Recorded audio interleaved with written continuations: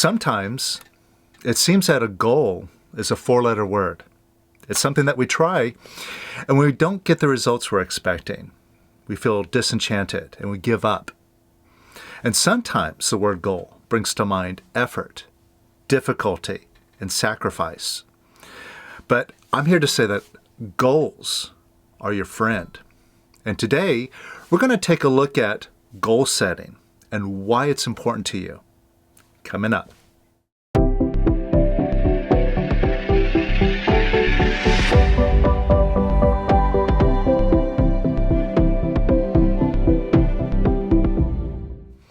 Welcome to the Power of Quiet, showing you that inside of you, you have the ability right now to have, do, and be whatever you choose in life. And that might sound a little bit far out, but what we do here is we don't just talk about it, talk about how great you are and you're one with the universe and fluff you up with all sorts of flowery words. No, what we do is we show you in simple, practical steps how to tap into this power, see it for what it is, and see yourself for who you really are, and demonstrate that in the world. Really bring it out and prove it. So if that's something that interests you and you're new here, hit subscribe. And if you like what we do here, let us know. Hit like below. And let's jump into it because we're going to take a look at one of our favorite topics here is goals. And if you've been around for a while, and not just here, if you've been around any of Lester Levinson's teachings, over the past decades, you know that goals are a big part of his work. Because Lester knew that there are lots of people out there that just talk. They're all talk. They talk about all these spirituality tenets like, letting go of desire and being desireless. And there are people who walk around saying, oh, I have no desire. I'm desireless. But as my teacher, Larry, who was a student of Lester's, once said, a lot of these people, if you turned them upside down and you shook them, no money would come out of their pocket. A lot of these people that talk about these things, they're flat broke, right? They talk about these wonderful things, but they're not living it. And that's why Lester set up this method and set it around goals. Because by going for goals, the only reason why you can't demonstrate it, even though you kind of understand these teachings and you realize, well, yeah, wanting is a negative thing. By letting go wanting, you get more peaceful and you feel better, you feel more abundant. But if you can't demonstrate it, that means that subconsciously you have programs running in your mind. Your mind is just like a computer. It's just a machine. And like any computer, it has programs in it. And you might have programs in there that say, I can't, I'm not good enough, or it's too hard. And it's just words that your mind is throwing at you. And Lester, the way he set it up is for you to go for the goals to stir up this unconscious programming that you may not be aware of. But as you go for goals and you do this releasing work, it starts to come up and you see it and go, oh, that's been in my mind? All right, well, I've got this method now. I'm going to take that out. I'm going to erase that limitation, that negative thinking. Just literally erase it. And in the absence of it, what's left over is, I can. Pure positivity is what's left over when you let go of basically the whole mind. So it's a brilliant way of not only proving that you can do and have and create whatever you want in life, but at the same time, freeing yourself, getting to that place of imperturbability, of spiritual presence, and being a master in the whole process. So all along, it's a win-win. Now, when I was thinking about goals, I started to remember a while back, and where there were some releasing teachers who I heard kind of through the grapevine, through some of the students, that they were teaching goals in a way that they were making a distinction, saying that, goals and intentions are two separate things. And they made a big deal about it. And the way that they put it was that a goal, it's something that's out there, right? It's something that you can't actually have right now. It's something that you're aspiring to and you got to work on, and someday it might happen. Whereas an intention, that's something that is like readily available. Like I have an intention to take a drink of water, and I could just reach out, grab that glass, bring it to my lips, and have that water, right? If I have an intention, I just do it, it's done. And that's different than a goal. Now, when I heard that they were talking about goals this way and making this distinction between goals and intentions, it just didn't sound right to me. I was like, why are they teaching that? And I really didn't know why at first. And I didn't bother asking Larry, my teacher, about it because I knew what he would say. Larry always talked about intentions as something that's really important. Every day, you should get up and have intentions about what you're going to do that day. Even if it's mundane things, like you have to get up and go to work, right? Well, I got to go to this meeting today. If you don't have an intention, you're just like a wisp in the wind, just going wherever the wind blows you, right? So you go to the meeting, you have to show up because you got to be there, and then probably you have a miserable time. You're bored, you can't wait for the meeting to end, you think that so-and-so is going to say something, and that's just going to be their attitude, and you're not going to get anywhere with them, and so on. And that's why it's important to have an intention. Because if you set an intention, even if it's something mundane, like, oh, I got to go to this meeting. Well, I'm going to have an intention that it's a productive meeting and it's effortless and I'm going to have a good time. Now, what's wrong with that? And when you set an intention like that, it kind of focuses you. Now you're not just going wherever the winds blow you. You have an outcome. You have a focus. And you can release anything that comes up. Oh, I don't like it and so on. So you can bring up that frustration, release it. And after releasing, you have a wonderful time. And everything just is nice and easy and goes your way. Right? Again, win-win. So Larry, like I said, I knew what he would say about goals and intentions because what he said about intentions and setting intentions every day is that intentions are mini goals.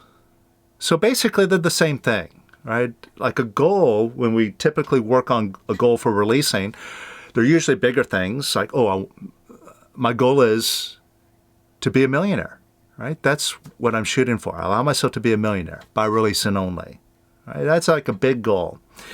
And it might sound like different than an intention, but basically an intention, even if it's like a mundane thing, it's the exact same thing, right? It's a mini goal. And by setting an intentions and just releasing on them each and every day and having 10 or 20 intentions throughout the day with whatever you do, it gets you to practice releasing. And working on these little mini goals really pumps you up for the big goal, right? So you can approach it and release it, get those blocks out of the way. And basically what it comes down to is a goal and an intention. They're both just a decision. And that's kind of what these other teachers were talking about. Like when they were talking about intentions. Well, I just have an intention to take a drink of water. That's my decision. I'm going to do that. Now, why should a goal be different? It is exactly the same when it comes down to it, even if it is a huge goal to have $1 million by releasing only. Fundamentally, it's exactly the same. And that's why when we look at the guidelines that Lester gave us on how to word a goal statement, and by the way, if you're new to this, you're not familiar with working on goals or wording a goal statement, I'm going to direct you to a link I'll put right here to go to my website, powerofquiet.com. And right there on the home page, You can put in your name and email address, and I'll send you a whole recording going over all the specifics of wording a goal statement in the right way, because it'll show you how the mind works and how oftentimes when we set goals for ourselves, we set them up in a way where we sabotage ourselves. And by wording the goals the right way, it gets you into line to knock out the obstacles and have a direct path towards your goal. So it's really interesting. It's really informative. So if you're not familiar with that, I recommend go check that out. And when you look at those guidelines on how to word a goal statement, there's a couple of items in there that reflect what it is that we're talking about here. First is the third point on wording a goal statement, that it should feel real, realistic, and genuine to you. It should feel like, yes, I could have it, right? Like it's already yours. And what that means is a lot of times, sometimes when we set a goal, we could feel like it's out there, like, oh, $1 million. Gee, I've never had more than a few $1,000s saved up in the bank. How can I even conceive of being a millionaire? That's just way outside of my reality. Now, when we're looking at, well, it should feel real and realistic, one thing that we can do is kind of scale it back a little bit, right? Instead of going for $1 million right away, well, maybe go for 10,000, right? It's not so huge, like, so impossible. 10,000, that's kind of possible. I can kind of see that happening. So at your discretion, you might, take it in steps, right? I'm going to set a goal and release to have 10,000. And if I do that, achieve that goal, right, then I can step it up. Now set another goal to have 25,000. Once I get that, let's go for 100,000. Once I get 100,000, then that million doesn't seem so far out there, right? So it seems real, achievable, a sense I could have it. Now, having said that, just to repeat a story that Larry shared again and again about this point. One time, he was doing a goals class, an advanced releasing class, and he was talking about this very point with the students because he had given them a very simple goal on the first week of the class to allow myself to have $100 or more by releasing only.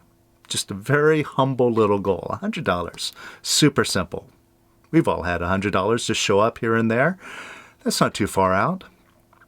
So people went off on that first week. They released on it. They worked on their goal. And then they came back the second week. And then they shared what they experienced. People were saying, oh, okay, I got the $100. I got $250. I got $1,000. And he said that one lady came on and said, yeah, okay, I got the $100. And then I decided to go for $1 million. And then Larry said he started to go through this whole explanation. Well, take it in steps. Maybe go for 10,000 and so on. But before he could finish, she said, Larry, I already got the $1 million. So he shut up. And that's why I said, use your own discretion because, whether it's $100 or $1 million, basically it's all the same. And if you've listened to Lester, you've heard him say that, if any of us can demonstrate $1, we can demonstrate $1 million. All we had to do is just put 6 zeros behind it. It's just all in our thinking. It's just all in our consciousness, but it's the exact same thing. If you can create $1, you can create $1 million. So that's point number 3. It should feel real, realistic, and genuine to you. Now here's the thing. Number 4 on how to word a goal statement, if you're familiar with this, And if you aren't, I'll tell you. You should feel connected and one with your goal. Now, when you look at that statement there, number 4, you should feel connected and one with your goal. It sounds kind of simple. It's like, well, what does that mean exactly? And we might get some ideas, like some spiritual picture of oneness or whatever. But essentially, what number 4 is about is what I was just talking about. You know, how can you very simply and practically feel one and connected without getting into some sort of woo-woo, vision of oneness or whatever, right? Without making it out there and complicated, how can you feel one and connected with your goal? What's the simplest way of expressing that and the most practical way of expressing that? Well, what I was just talking about before.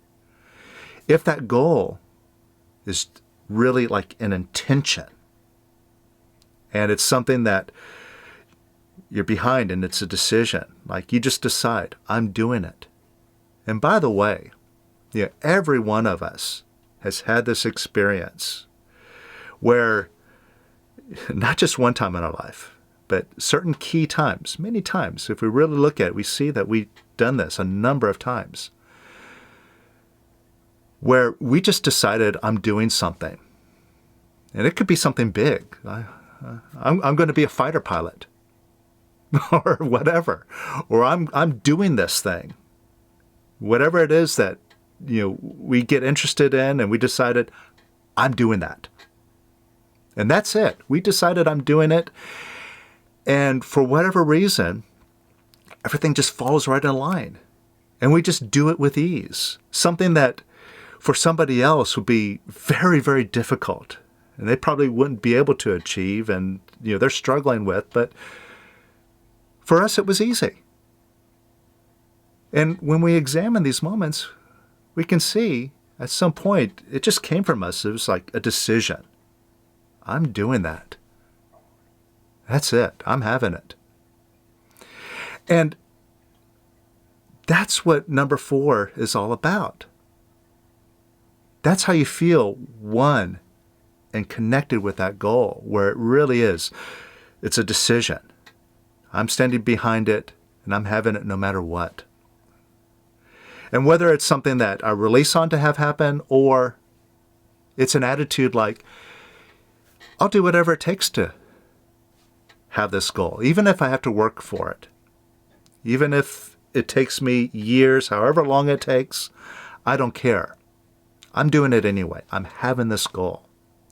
And that sort of conviction, that sort of decision, that's feeling one and connected, right? It's mine. I'm doing it. And nothing's stopping me. So, these 2 points here really bring us into what makes goals work using releasing. It all starts with a decision. And so for most of us, where may have been working on goals, we've been releasing on goals and not getting them, right? I've been working on my goal chart. I've been working on this $1 million goal for years. I haven't gotten it. Now I've gotten other things from releasing, right? I feel better and this part of my life is improved and my life is easier and so on. But this goal that I've been working on, I just can't get it.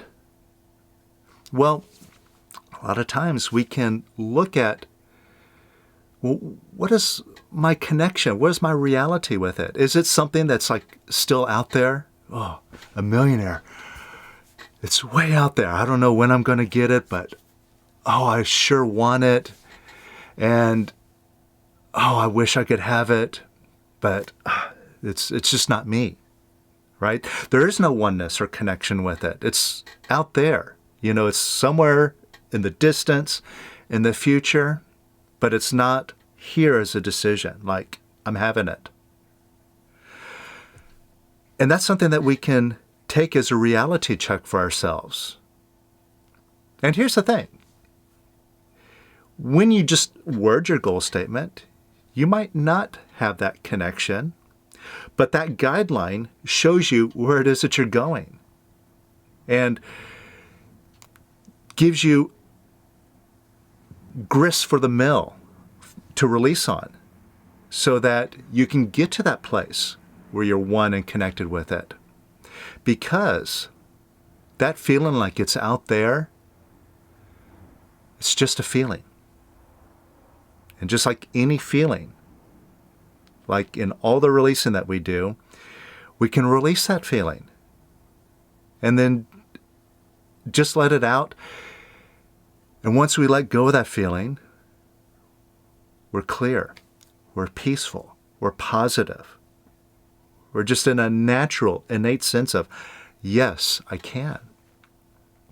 So this sort of reality check and this focus now in working towards our goals, really this makes all the difference in setting goals that you can achieve. So let's play with this a little bit, right? Like we always do in all these videos, we don't just talk about it. Releasing is an experiential thing. So let's do some releasing so we can kind of get an experience of how to feel more connected with the goal. Now, we're going to do some very simple releasing. Think about a goal. Think about a goal that's really big, that's way out there. Maybe having $1 million, being a millionaire, being a multimillionaire, by releasing only.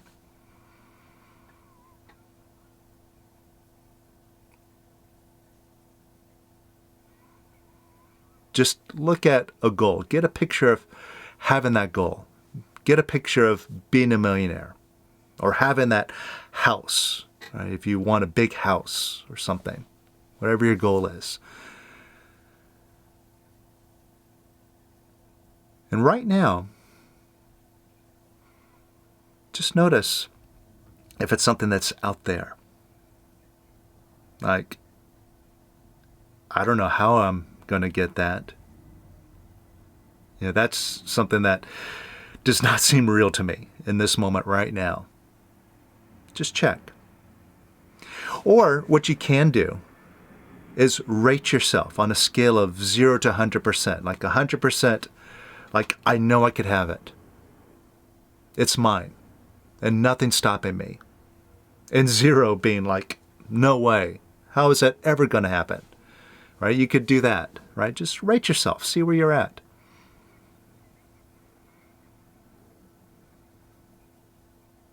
All right, you got a number?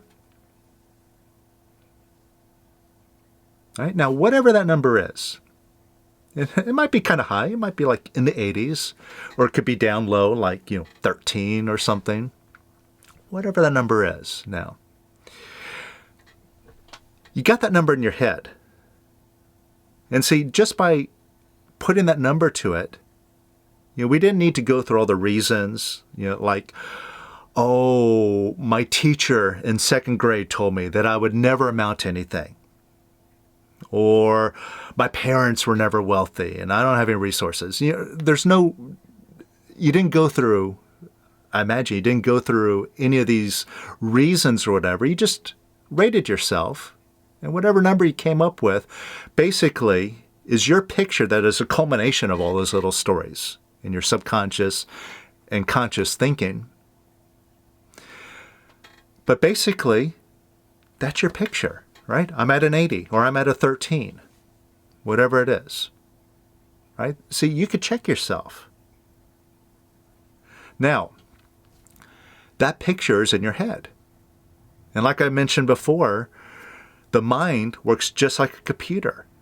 And see, all those reasons, all those excuses, I'm not good enough, I don't have the resources, and so on. All those are just little programs in your mind. See, the mind being just like a computer, really what it is, just a recording and playback machine. It records information to you. So maybe that teacher told you you'd never amount to anything. Now, that's not necessarily true, right? That person just threw words at you. But guess what? Your mind being a recording and playback device. It records that information in, and then it's been playing it back to you. Either consciously, like you remember, and those words ring it, exactly like that in your head. Oh, I'll never amount to anything. You keep repeating that to yourself all throughout the years following that. Or it might be subconscious. And when you look for it, it's like, oh yeah, that is what's in my mind. All right, but I didn't realize it. I just noticed that I keep sabotaging myself, or if I set a goal, I don't really take it seriously. All right? The subconscious programming leads to the demonstration, the conscious actions. But whatever they are, like I said, all it is just recordings that your mind has brought in, and then it plays it back to you, whether you want to listen to it or not. Now, from the neck up, it doesn't have an erase button up here. It just replays that information to you for years and years and decade after decade, and it'll never stop until you take it out. But like I said, the erase button isn't up here. It's down below. It's from your stomach to your neck.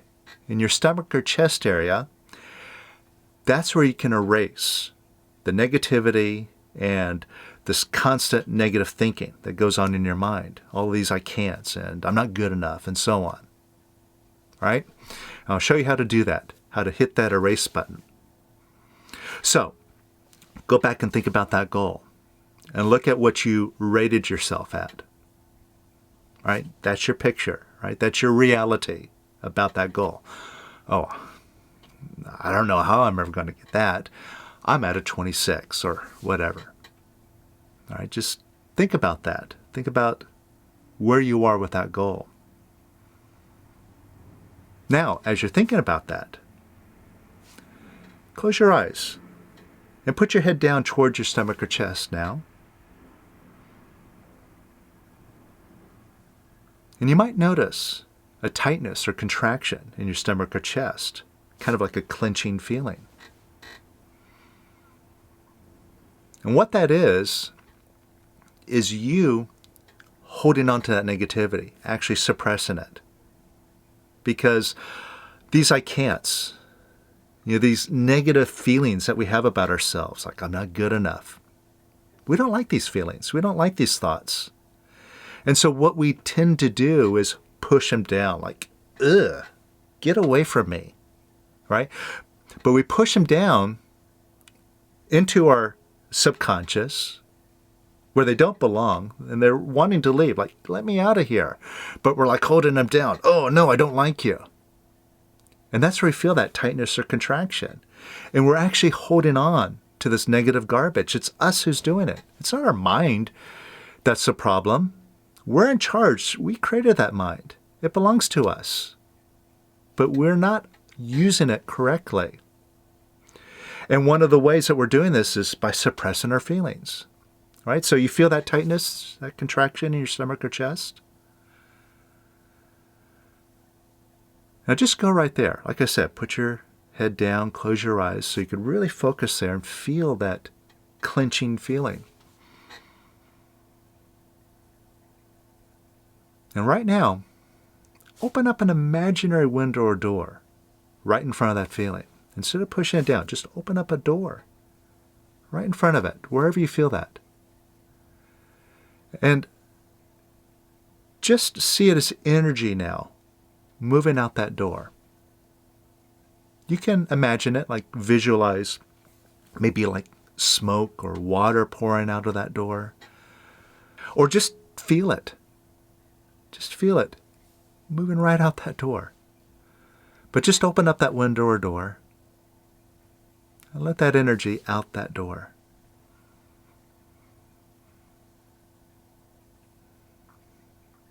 And open up a little bit more. Just let that energy go. And you don't need to understand that energy. You don't need to know where it came from, how it got there, who gave it to you. Just open up and let that energy leave. It's just energy. It's not good. It's not bad. Just energy passing through. All right, so just open up that door and watch that energy leave out that door now. And a little bit more. And a little bit more. And a little bit more. And welcome up some more of that energy, wherever it came from. Just allow it to arise. And just keep that door open. And just let that energy go out that door now. Even more. And even more. And even more. And even more.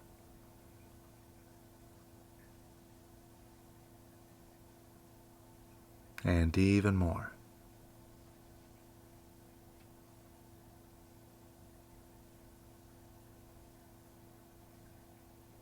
All right?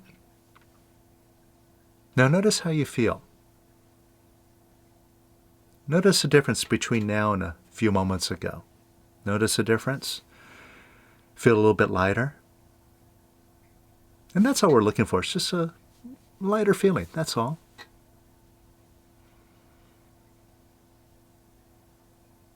Now, if there's some more there, you still feel a contraction, again, just open up that door and let that energy leave. It wants to leave. Every feeling wants to leave. They don't belong there. But we fight with them, we wrestle with them, we push them down. But now just open up that door, get out of the way, and let that energy leave. And watch what happens. And more. And even more.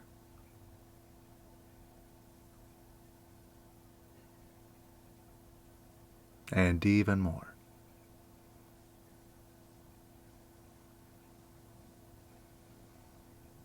And notice how you feel now.